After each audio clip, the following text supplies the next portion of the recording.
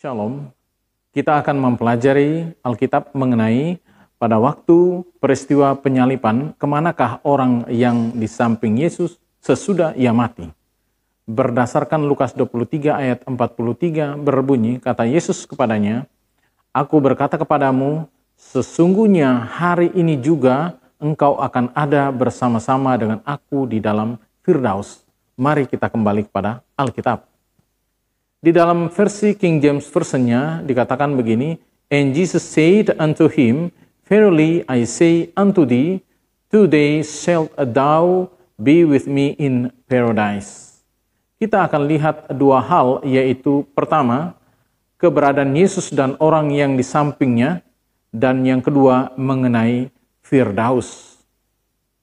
Lukas 23 ayat 43 tadi berbunyi, saya ulangi lagi, kata Yesus kepadanya, "Aku berkata kepadamu," ada tanda koma di situ, "sesungguhnya hari ini juga engkau akan ada bersama-sama dengan aku di dalam Firdaus." Di dalam satu komentari buku Kerinduan Segala Zaman, halaman 402 berbunyi begini, "Aku berkata kepadamu pada hari ini, engkau akan bersama-sama dengan aku di dalam Firdaus." Kita lihat pada penempatan tanda koma yang berbeda tersebut, maka itu juga memiliki penegasan yang berbeda. Buku yang lain lagi, yaitu buku Pedoman Pendalaman Alkitab, Pengajaran Yesus, halaman 83, menjelaskan bahwa naskah-naskah kuno Perjanjian Baru Yunani tidak memiliki tanda baca seperti yang ada dalam terjemahan baru sekarang. Di dalam terjemahan baru yang sekarang ini sengaja diletakkan tanda koma untuk dapat memberikan pengertian atau penegasan pada kalimat tersebut. Mari kita lihat alur cerita dan bukti yang tercatat dalam Alkitab. Pertama, Yohanes 19 ayat 38, "Sesudah itu Yusuf dari Arimatea, ia murid Yesus, tetapi sembunyi-sembunyi karena takut kepada orang-orang Yahudi, meminta kepada Pilatus supaya ia diperbolehkan menurunkan mayat Yesus. Dan Pilatus meluluskan permintaannya itu, lalu datanglah ia dan menurunkan mayat itu." Kita lihat di ayat tersebut bahwa dengan jelas sekali, Yesus tidak langsung naik ke surga pada saat itu, tetapi mayatnya diturunkan oleh Yusuf dari Arimatea. Dan di ayat 41 dan 42 dikatakan bahwa mayat Yesus diletakkan ke dalam kubur. Yang kedua, di dalam Kisah Para Rasul bab 1 ayat 3 berbunyi, "Kepada mereka ia menunjukkan dirinya setelah penderitaannya selesai, dan dengan banyak tanda ia membuktikan bahwa ia hidup. Sebab selama 40 hari ia berulang-ulang menampakkan diri dan berbicara kepada mereka tentang kerajaan Allah." Kembali kita lihat bahwa ayat ini dengan jelas sekali menjelaskan bahwa setelah bangkit dari kubur, Yesus menampakkan diri kepada murid-muridnya selama 40 hari. Jelas sekali Yesus tidak langsung ke surga pada saat itu.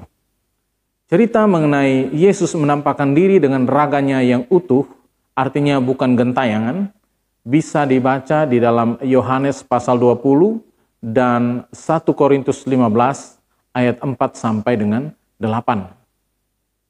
Yang membuat pemahaman jadi berbeda dengan jalan cerita Alkitab yang sesungguhnya adalah penempatan tanda koma yang ada di terjemahan baru yang kita pakai sekarang ini. Ini tidak berarti Alkitab dirubah, karena dalam bentuk aslinya Alkitab tidak pernah dirubah. Karena yang kita pakai sekarang ini dalam terjemahan bahasa Indonesia, bukan dalam bahasa aslinya. Kembali kita lihat di Lukas 23 ayat 43 tadi. Kalau kita lihat berdasarkan alur cerita dan bukti yang ada di Alkitab, seharusnya kita memahami bahwa pada saat Yesus dan pencuri yang bertobat itu tidak langsung ke surga, tetapi ke dalam liang kubur. Sekali lagi penempatan tanda koma itu yang membuat pengertiannya jadi berbeda dengan alur cerita yang ada. Jadi pengertian dari ayat itu sesungguhnya begini. Pembicaraan Yesus kepada pencuri yang bertobat itu merupakan suatu jaminan yang terjadi hari ini, tetapi keberadaan di Firdaus akan terjadi nanti. Seperti tulisan di dalam Kerinduan Segala Zaman tadi, halaman 402, berbunyi, aku berkata kepadamu hari ini, tanda koma, engkau akan bersama-sama dengan aku di dalam Firdaus. Jadi Yesus dan pencuri itu tidak bersama-sama ke dalam surga pada saat itu. Bahkan jauh sebelum itu Ayub telah menuliskannya. Mari kita baca di Ayub 19 ayat 2. Tetapi aku tahu penebusku hidup dan akhirnya ia akan bangkit di atas debu.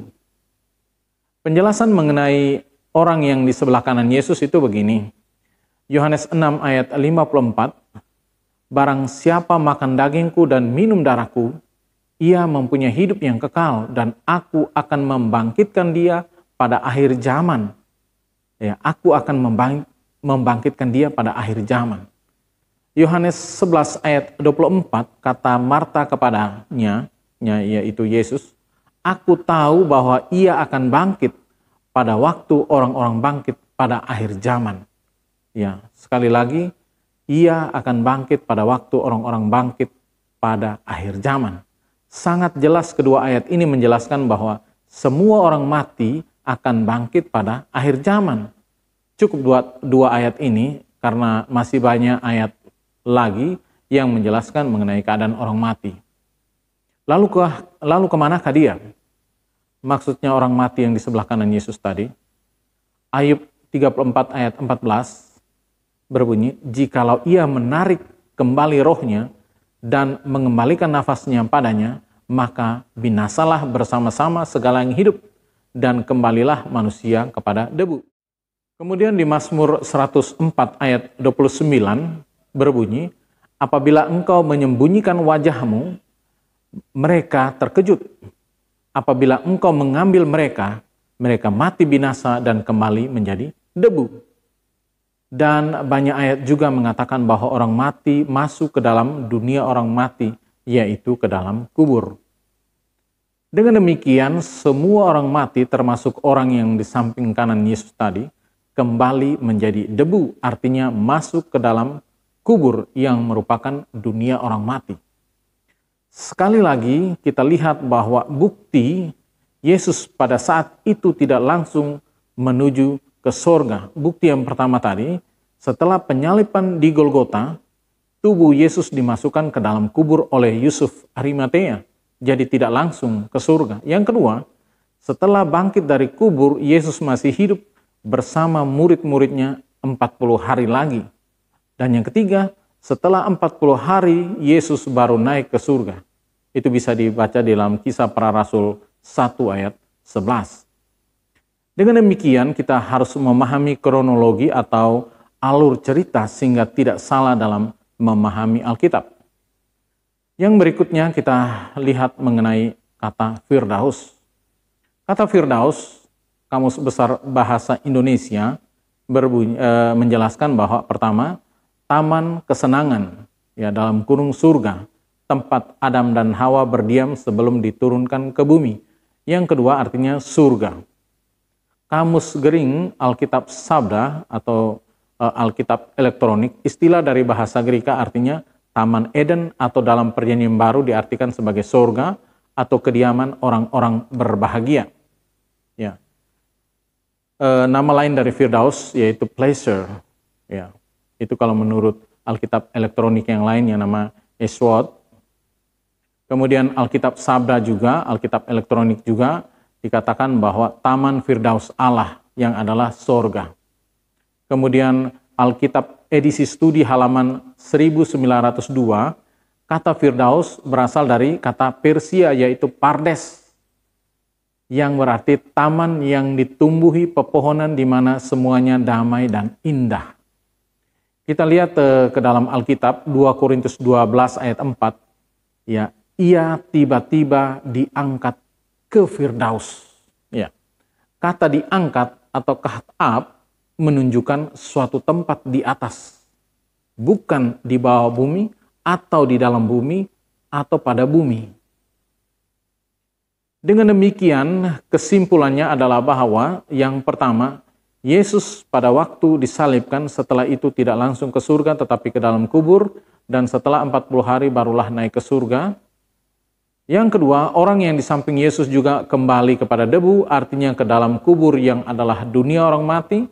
Yang ketiga, Firdaus adalah nama lain dari surga, bukan suatu tempat yang ada di bumi. Demikianlah pembahasan mengenai Lukas 23 ayat 43 mengenai kemanakah Yesus dan orang yang di sampingnya dan juga kata Firdaus. Mari kita kembali kepada Alkitab. Tuhan Yesus memberkati.